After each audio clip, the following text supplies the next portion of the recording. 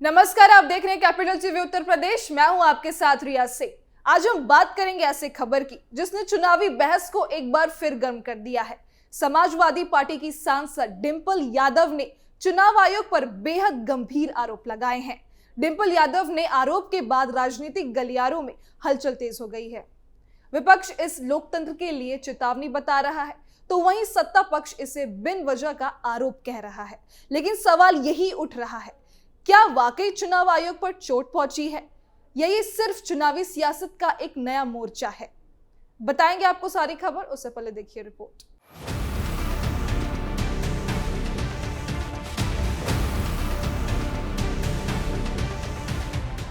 Samajwadi party की सांसद डिंपल यादव ने चुनाव सुधार पर चर्चा के दौरान यूपी उपचुनाव में प्रशासनिक मशीनरी पर पक्षपात का आरोप लगाया।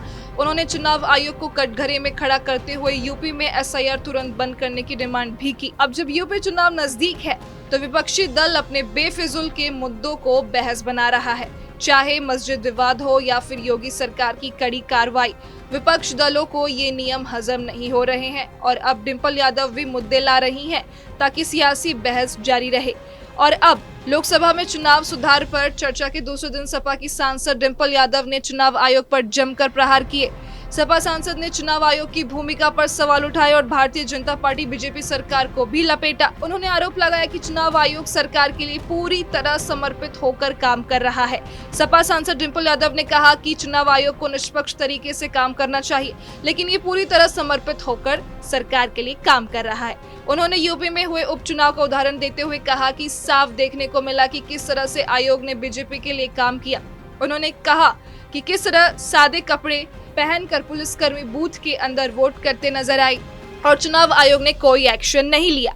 सीसीटीवी फुटेज भी चुनाव आयोग ने नहीं दिया और साथ ही नियम बदल दिया गया कि अब 45 दिन में सीसीटीवी फुटेज हटा दिए जाएंगे। उन्होंने कहा कि चुनाव आयोग को सुरक्षा कवच दिया गया, जिसकी वजह से वह समर्पित होकर सरकार के लिए काम कर रहा है। सपा सांसद ने कहा कि वह कवच ये है कि चुनाव आयोग ने अधिकारियों पर किसी भी तरह की गड़बड़ी की स्थिति में केस नहीं चल सकेगा। साथ ही उन्होंने यूपी में एसआईआर को तुरंत बंद करने की डिमांड की और आरोप लगाया कि एसआईआर के नाम पर नागरिकता कानून लागू किया जा रहा है। विपक्ष के अन्य वक्ताओं ने भी एसआईआर का विरोध करने के साथ ही चुनाव आयोग की भूमिका पर सवाल उठाए और सरकार को कटघरे में खड़ा किया। तो डिंपल यादव के आरोपों ने यूपी की राजनीति में एक नई मोड़ ली है। जब चुनाव नजदीक हो तब हर बयान की सियासी गूंज कई गुना बढ़ जाती है और यही इस मुद्दे के साथ हो रहा है, क्योंकि चुनावी में हर बयान, हर कदम वोटों की गिनती पर असर डालता है। अब देखना होगा कि चुनाव आयोग इन आरोपों पर क्या रुख अपनाता है और जनता किसकी बात पर भरोसा करती है।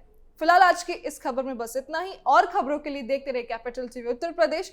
हमारे चैनल को सब्सक्राइब करना ना भूले। धन्यवाद।